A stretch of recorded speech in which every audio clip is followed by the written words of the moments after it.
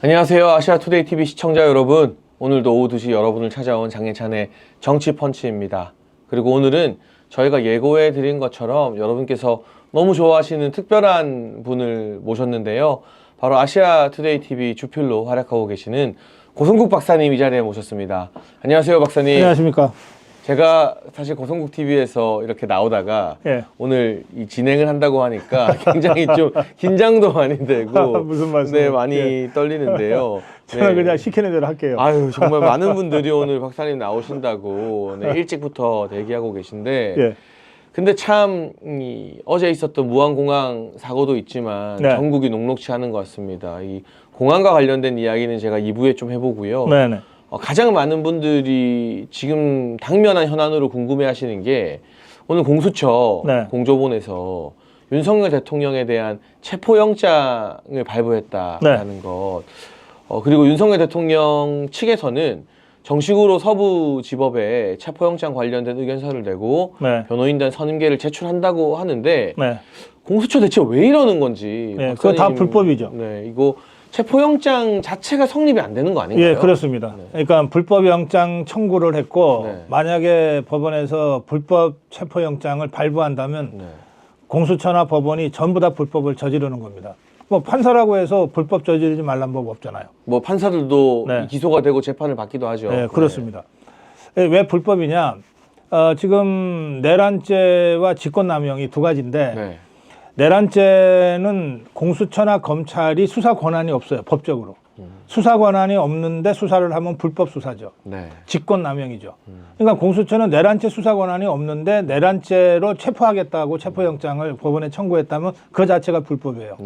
그리고 체포 권한이 없는 수사 권한이 없는 공수처가 체포영장을 청구했는데 그 불법 청구를 인정해서 발부를 한다면 그럼 법원도 불법으로 체포영장 발부를 하게 되는 거죠. 그러니까 공수처와 법원이 모두 불법을 저지르게 되는 겁니다. 그 다음에 직권남용은 내란이나 외환죄에 해당이 안 되잖아요.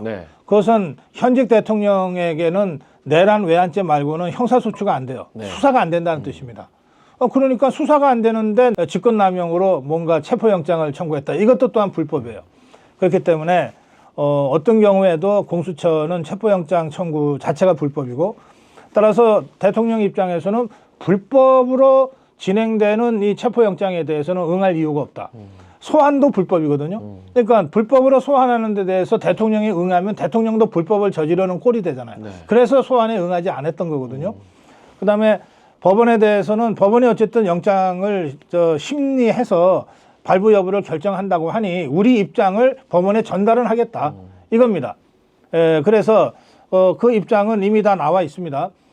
수사 권한이 없는 공수처가 수사를 하겠다고 소환하는 것, 수사를 하겠다고 체포영장을 청구하는 것 자체가 불법이므로 우리는 응할 수 없다. 그거예요.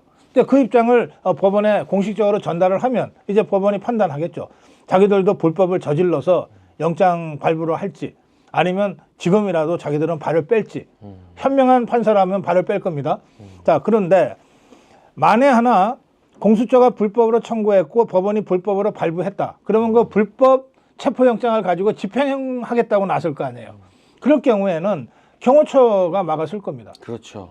대통령 경호실은 이럴 때 대통령 경호하라고 있는 병력이잖아요. 경호실이 막아서는데 지구들이 무슨 수로 들어가서 윤석열 대통령을 강제로 끌어내서 체포를 하겠어요. 그러니까 다 쇼인 겁니다. 다 쇼고 그리고 다 언론 플레이예요. 이게 체포를 이렇게 대놓고 하는 경우도 별로 없어요. 그러니까 이게 다 언론 플레이고 쇼거든요. 그럼 뭘 노리고 쇼를 할까? 첫째는 대통령이 마치 중죄를 저지른 이 중범죄자인 것처럼 덮어 씌우기 위한 언론 플레이. 이미지를 악화시키겠다는 거죠. 그다음에 두 번째는 자기들은 할 만큼 했다. 보여주려고. 라고 이제 저 좌파들한테 보여주기 위한 겁니다. 우리 지금 최선을 다하고 있다. 이재명이한테 그 정도는 보여줘야 뭐 나중에 뭐라도 받을 거 아니에요. 이제 이런 다목적용 언론 플레이로 지금 이 짓을 하고 있는 겁니다.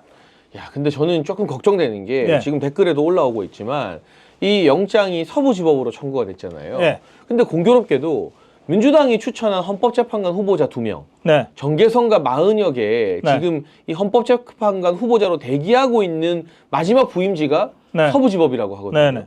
그러니까 이게 어떻게 보면은 헌법재판관을 위헌적으로 임명하기 위한 이 좌파들의 이 꼼수와 맞물려 있는 하나의 어떤 작전이 아닌가. 네. 좀 그런 우려까지도 드는데 만에 하나 법원에서 이 영장이 발부되고 대통령 경호처가 이 공수처의 불법 영장 집행을 막아선다면 저쪽에서는 이제 대통령이 적법한 수사를 피한다라는 프레임으로 막 공격을 할 거잖아요. 네. 여기에 대해서 우리는 어떤 논리를 가지고 돌파구를 찾고 주변 사람들에게 네. 설명을 해줘야 될까요, 박사님? 좌파들은 꼼수밖에는 쓸 수 있는 게 없기 때문에 네. 지금 장해찬 최고 설명하신 그런 꼼수까지 지금 쓰고 있는데 저는 윤석열 대통령 측이 이렇게 그 입장을 지금 그 밝히고 있어요. 뭐냐면 수사 권한이 없는 공수처 검찰의 불법적 수사에 대해서는 우리가 응할 수 없다. 네. 이거잖아요.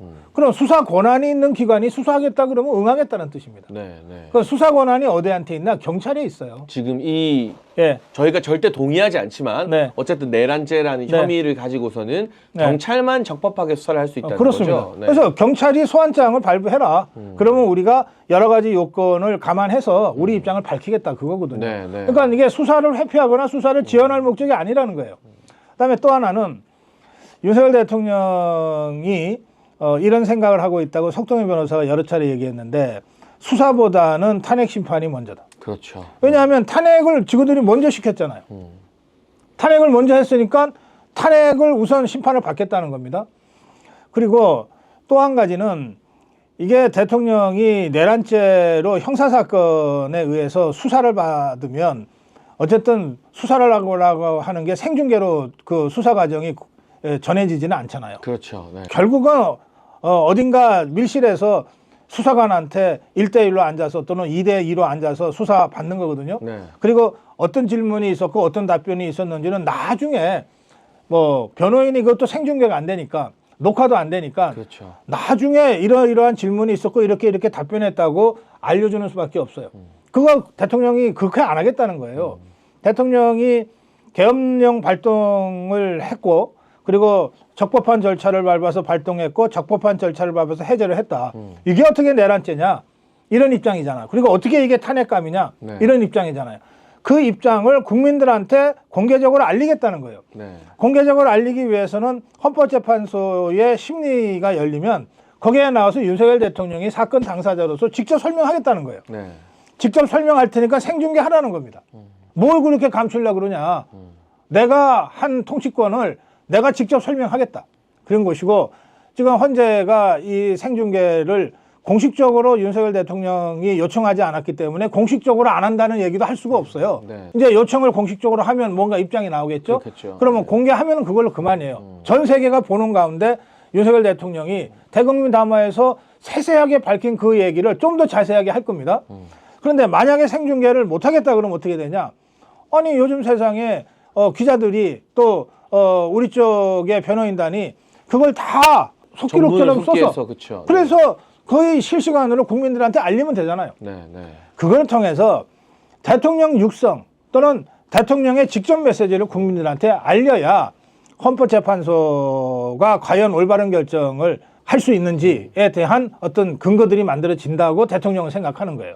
지금 그런 방식으로 알리겠다는 겁니다. 박사님 말씀 들으니까 제가 한 가지 문장이 떠올랐는데 네. 대통령이 직접 이 변론하는 걸 생중계 하겠다는 것은 네. 대통령 스스로는 떳떳하다는 뜻이잖아요. 그렇습니다. 소위 말해서 좀 속된 말이지만 네. 캥길 게 없다. 네, 캥길 게 없죠. 네, 그런데 수사와 관련해서는 탄핵 심판이 먼저라고 하는 것은 네. 제가 봤을 때 우리가 박근혜 전 대통령 탄핵 때 경험한 것처럼 네. 헌재 탄핵 심판이 무르익거나 결론이 나기도 전에 네. 이 사람들이 대통령을 피의자 취급하고 범죄자 취급해서 네. 탄핵 심판 나기도 전에 분위기를 그렇게 몰아가려는 나쁜 의도가 그렇습니다. 있는 것이 아닌가. 맞습니다. 지금 안 그래도 김영현 장관의 공소장 네. 이것을 보도자료 형태로 사실상 피의사실 공표를 검찰이 네. 했어요. 대놓고. 이것도 대놓고 불법 저지른 그렇죠. 거거든요. 네. 자, 그런데 그게 보면은 윤석열 대통령이 뭐 안 되면 뭐 총을 쏴라, 뭐 4인 1조로 끌고 내려와라, 뭐 문을 부숴라라고 지시했다고 돼 있잖아요. 이거는 일방의 주장에 불과한 겁니다. 그렇죠. 네. 그런 식으로 해서 내란 수계로 몰고 가려고 하는 거거든요. 그러니까 수사를 먼저 받으면 그렇게 몰리고 있고 그렇게 몰고 가는 검찰 측의 이야기들이 계속해서 언론에 떠돌고 다닐 거 아닙니까? 그리고 윤석열 대통령이 사실이 아니다라고 아무리 주장을 해도 이걸 언론이 제대로 보도해 주겠어요? 그러니까 이런 완전히 기울어진 이 불공평한 언론 지형 속에서는 수사라고 하는 형태를 통해서는 대통령의 진심을 국민들한테 전달할 수 없다고 대통령이 느끼는 거예요. 네. 그러니까 상대적으로 대통령의 직접 육성이나 대통령의 메시지가 국민들한테 직접 전달될 수 있는 헌법재판 그 심리를 먼저 하겠다는 거예요. 그래서 진실을 알리고 국민이 선택하고 판단하게 하겠다. 그리고 헌법재판관도 국민의 뜻을 살펴서 법리에 따라서 제대로 판단해라 이 말이죠. 그러니까 우리가 이거를 명확하게 주변 분들한테 말씀드려야 될 것 같아요. 대통령이 수사를 피하거나 뭔가 떳떳하지 못해서 숨는 게 아니다. 아니죠. 오히려 직접 나서서 생중계하자고 한다. 그렇습니다. 이게 뭔가 떳떳하지 못하고 이 논리에 자신이 없으면 생중계를 어떻게 하자고 하느냐. 그러니까요. 거기서 무슨 이야기가 나올지 모르는데. 아니 심지어 이재명 세력은 선거 공판도 생중계 못하게 했잖아요. 그렇죠. 난리 치면서 안 했죠. 법정 공방은 네. 말할 것도 없고 예를테면은 이재명이 하고 그 유동규 네. 법정에서 첨예하게 갈등하고 서로 다른 주장을 했거든요. 아 이런 거 국민들한테 직접 보여주고서 판단하게 하면 좋잖아. 네. 그거는 말할 것도 없고 다 끝난 다음에 재판부가 선고하는 것도 생중계 못하겠다고 한 거예요. 맞습니다. 그 정도로 쫄리는 거 캥기는 게 많은 거예요. 네. 그 윤석열 대통령 쫄릴 게 뭐 있고 캥길 게 뭐 있어요. 그 6시간 계엄령 전 세계에다가 생중계된 거 아니에요. 그렇죠. 더 이상 뭘 감춥니까? 그리고 국회에서 모여서 계엄 해제하고 네. 대통령께서 새벽에 국회 해제를 존중해서 계엄을 해제한다는 것까지 모든 걸 국민들과 전 세계가 다 지켜봤기 때문에 예. 그래서 자꾸 저쪽에서는 오늘도 어떤 프레임을 만드느냐. 대통령이 숨는다. 예. 대통령이 피한다. 수사에 응하지 않는다. 이런 프레임을 만들고 있는데 그게 아니라 오죽 떳떳하면 재판 변론 과정을 생중계까지 하자고 하겠느냐. 그럼요. 예. 그걸 보고 판단하면 되는 문제다라는 네. 것이고 원래 재판이라는 것은 수사를 하고 그 다음에 혐의가 입증됐다고 싶으면 수사기관에서 기소를 하고 네. 1심과 2심, 3심을 거치잖아요. 네. 그런데 이 탄핵 심판은 그거보다 훨씬 더 빠른 시간 안에 결과가 나올 가능성이 높지 않습니까? 그렇습니다. 예. 그런데 1심 재판의 결과도 유무죄 나오기 이전에 수사 과정에서 박사님 지적처럼 대통령에게 극도로 불리한 일방적인 내용들만 언론에 유출시키고 흘려버리면 그보다 먼저 결판나는 탄핵 심판의 이 수사 과정에 오염된 정보나 피의사실 공표가 굉장히 부정적인 영향을 끼치게 되는 거잖아요. 그렇습니다. 그래서 탄핵 심판에 집중하겠다라는 게 윤석열 그렇죠. 대통령의 입장이다라고 봐도 되겠네요. 또 탄핵 네. 심판은 3심이 없어요. 2심, 3심이 없어요. 한 번으로 끝나는 그냥 거니까. 단심으로 끝나는 거예요. 네. 그러니까 가장 빨리 처리가 되는 거예요. 이게 기각이 돼서 대통령직에 복귀할지 네. 아니면 인용이 돼서 정말 파면이 당할지가 몇 달 안에 다 끝나게 돼 있는 이거부터 하면 간단한 거지. 그렇죠. 그러면 네. 모든 정치적 불안정성이 해소되잖아요. 왜 이걸 저 정복 수사파들이 겁을 내는지 모르겠어. 근데 그리고 이 체포영장이라는 것도 사실은 말이 안 되는 게 예. 체포를 해서 이 신병을 확보하게 되면 48시간 안에 구속을 시켜야 되잖아요. 네. 구속영장 청구를 해야 되는데 네. 이 공수처와 공조본이 저는 체포영장을 신청했다는 말을 듣고 사실은 아침에 좀 온몸이 부르르 떨렸다는 게 이 사람들이 그러면 현직 대통령을 구속 수감하겠다는 뜻인가? 그거는 탄핵 심판이고 뭐고 그냥 다 무효화시킨다는 거잖아요. 예. 뭐 영장이 발부되지도 않겠지만 구속 상태로 탄핵을 가게 되면 구속 사유가 인정되면 탄핵 심판 하나 많아지지 않습니까? 사실상. 네. 그러니까 뭔가 지금 검찰도 그렇고 공수처도 그렇고 공조본도 그렇고 헌재 공식적인 판결이 나기 이전에 이재명과 좌파들에게 윤석열 대통령을 전리품으로 갖다 바치기 위해서 하이에나처럼 달려들고 있는 거 아닌가. 네. 이게 실질적인 의미가 있지도 않고 체포가 되지도 않을 텐데 그야말로 박사님이 말씀하신 것처럼 보여주기를 위해서 이렇게 쇼를 하는 건 네. 아닌가 하는 생각이 들더라고요. 지금 저 이재명이하고 정복 주사파들이 자기들이 윤석열 대통령을 탄핵하고 난 다음에 선거를 빨리 해갖고 이재명이 유죄 판결 확정되기 전에 대통령 되려고 했던 그 꿈을 갖고 있잖아요. 네. 목표를. 그러면 얘네가 대충 하는 게 아니고 타임테이블을 만들었을 거예요. 언제 탄핵하고 그러고 나서 언제 감옥에 집어넣고 네. 언제 파면해가지고 네, 네. 그 2달 후에 언제 선거를 치러서 이재명이를 대통령으로 만든다. 근데 이게 다 어그러지기 시작했어요. 제일 큰 차이가 뭐냐? 대통령이 싸우겠다고 하는 거예요. 그냥 순순히 그냥 당하는 게 아니라. 네. 저것들이 참고로 했던 게 아마 박근혜 대통령 8년 전 탄핵 상황일 거예요. 네. 그때 박근혜 대통령이 아무 저항도 하지 못하고 그냥 거의 그 도살장에 끌려가듯이 해갖고 석 달 만에 끝났잖아요. 그러니까 그때랑 비슷하거나 그거보다 더 쉽게 처리할 수 있다고 타임테이블을 짰을 거예요. 그렇겠죠. 네. 그런데 웬걸 대통령이 완전히 다르잖아 지금. 그리고 대한민국의 대통령이 모든 사안과 관련해서 법리적으로 다투겠다. 끝까지 내가 투쟁하겠다 그러는데 무슨 수로 석 달 안에 끝냅니까? 그게 첫 번째로 다르고, 두 번째는 광화문 자유파 국민들이 이 정도로 많이 모일 줄은 몰랐을 거예요. 어마어마하죠. 네. 자기들은 맨날 촛불 두고 그냥 허장성세로 숫자 많은 것처럼 이 이미지 만들어 가지고서 자기들이 다수라고 큰 소리 치면서 촛불 혁명이니 뭐니 했잖아요. 근데 웬걸 해보니까 자유파 국민이 저 정부 주사파 집회보다 10배 이상 많이 모이는 거예요. 네. 최소한. 네. 이게 딱 비교가 되잖아요. 그러니까 헌법재판관들부터 지금 야 이거 함부로 탄핵했으면 큰일 나겠네. 이런 생각 안 하겠어요? 그럼요. 눈으로 딱 보이니까. 네. 그리고 한 지난주부터인가 언론에서도 이 광화문에서의 탄핵 찬성 집회와 네. 탄핵 반대 집회 네. 사진으로 딱 비교해서 보도를 해주더라고요. 네. 이제 그러면 비교 보겠듯이 확연하게 다르. 탄핵을 반대하는 분들이 네. 자유우파 시민분들이 몇 배는 더 많이 모인 게 그냥 눈이 있으면 사진으로 바로 판단이 되더라고요. 그러니까요. 네. 그다음에 8년 전에는 모든 언론을 다 종북 주사파들이 장악했잖아요. 그때는 이게 유튜브가 제대로 시작을 하기 전이에요. 그렇죠. 네. 지금은 자기들이 언론을 다 장악했으니까 그냥 때리면 끝날 줄 알았는데, 어이구 자유파 유튜브가 세게 딱 버티잖아요. 맞아요. 이걸 어떻게 하겠어요, 지것들이. 그리고 우리 아시아투데이 TV 같은 경우도 예. 토요일 집회 현장을 다 중계를 해드렸잖아요. 그렇습니다. 예. 그러니까 이제는 공식적인 언론사의 유튜브 매체를 통해서도 네. 이 집회에 얼마나 많은 분들이 오시고 무슨 이야기를 하고, 제가 이번에 주목했던 건 뭐냐. 예. 이거 정말 전략적으로 잘한 것 같던데, 그 우리 광화문 집회 앞쪽에 네.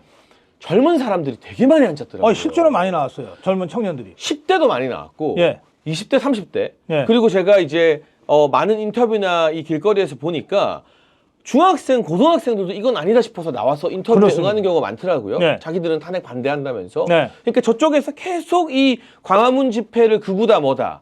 그리고 우리 어르신들만 나온다. 물론 어르신들 많이 나오는 게 아무 문제될 게 없습니다만 예.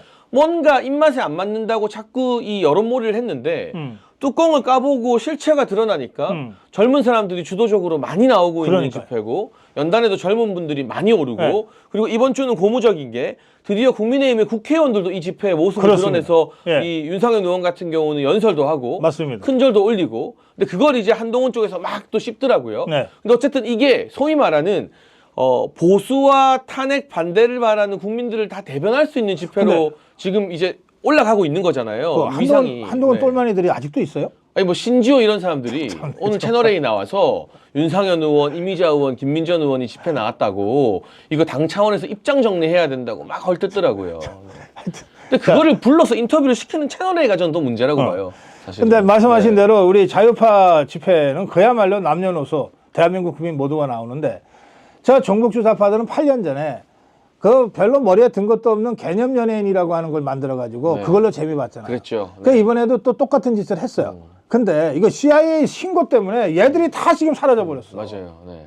그러니까 이제 언론사에서 네. 뭐 CIA 신고가 미국 비자에 영향 없다 막 이런 걸 막 내보내는데, JTBC나 이런 데가.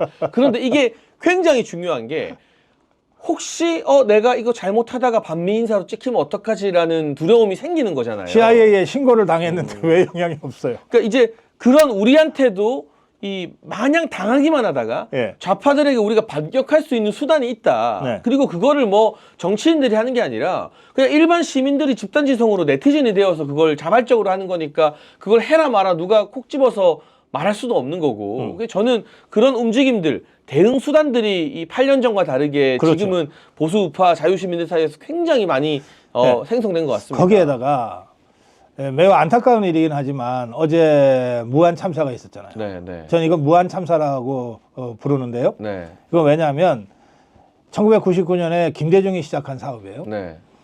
그 다음에 8년 만에 2007년에 개항을 했는데 국제선이 전혀 못 떴어요. 네. 왜냐하면 승객도 없는 데다가 국제선 큰 비행기 띄우려면 그 공항이 너무 짧아서 너무 위험했거든. 그렇죠. 네.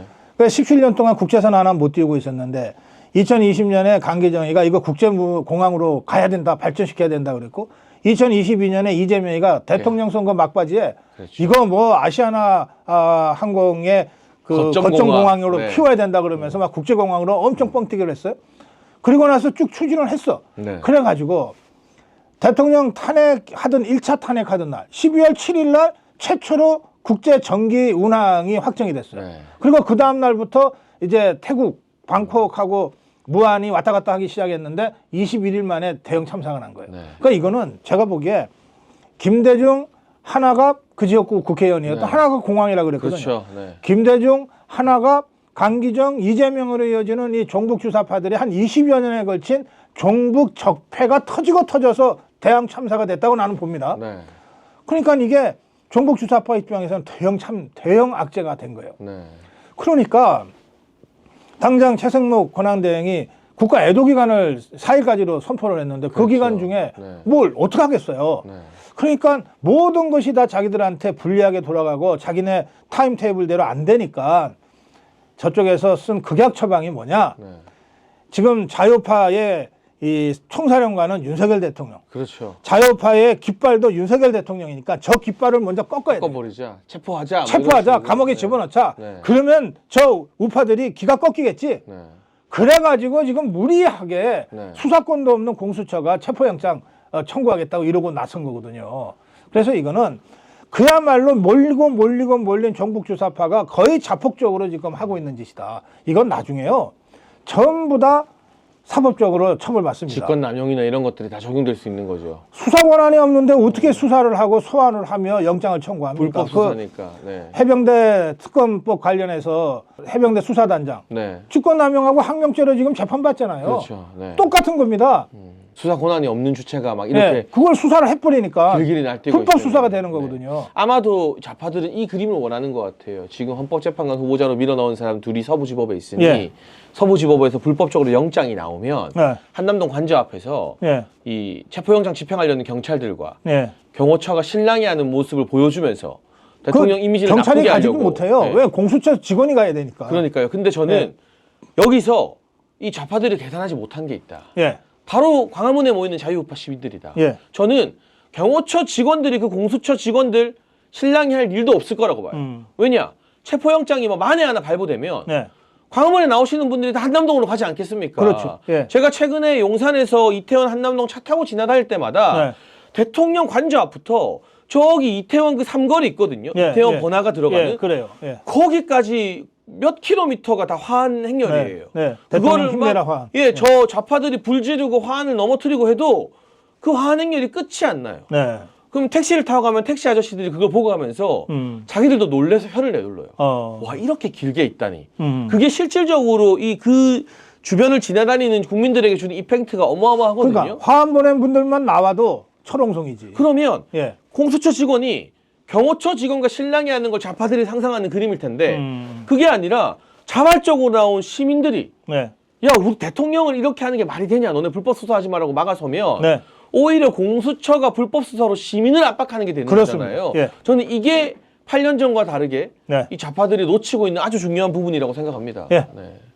그런 면에서 지금 영장 청구만 했고 발부가 안 됐으니까 조금 지켜봐야 되지만 네. 영장 발부가 저는 안 될 거라고 봅니다. 말도 안 되는 거예요. 네, 네. 그런데 만약에 정말 황당하게 발부가 되면 즉각 한남동 관저에서 그 불법 영장 집행을 막아서야죠. 네. 그건 경호처 직원이 맡게 할 것이 아니라 우리 자유파 국민이 막아서야죠. 그래야죠. 그래서 참 지난 8년 전에 우리가 너무 황망하게 박근혜 전 대통령 탄핵을 네. 당하고 당한 다음에야 더 많은 국민들이 이건 아니다 싶어서 모이기 시작했잖아요. 네. 그때 아픈 경험이 어떻게 보면 이번 국면에서 이 탄핵 가결 이전부터 우리를 모으게 만드는 힘이 됐고 우리가 미디어나 유튜브나 이런 데서 언론이 보도하지 않는 것들을 이야기하면서 완전히 다른 양상으로 전개되고 있다.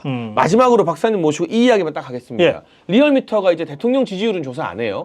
그런데 공정이나 다른 조사를 보면 예. 대통령 지지율과 지금 국민의힘 지지율이 거의 일치하게 나오거든요. 네. 근데 오늘 발표된 리얼미터 조사에서 예. 국민의힘 정당 지지율은 또 상승하고요. 올랐어요. 예. 민주당 정당 지지율은 5% 떨어졌어요. 폭락했어요. 예.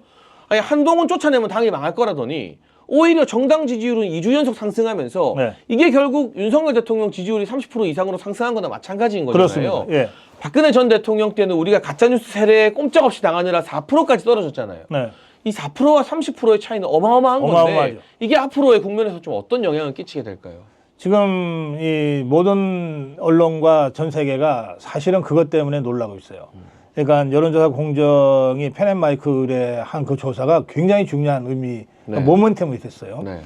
누구도 사실은 예상하지 못했거든요. 그래서 저 리얼미터니 갤럽이니 뭐 그것들 더 이상 뭐 기다릴 것도 없고 네. 그 신경 쓸 것도 없어요. 네. 저것들은 사실은 조사를 포기한 거니까. 그렇죠. 네. 예.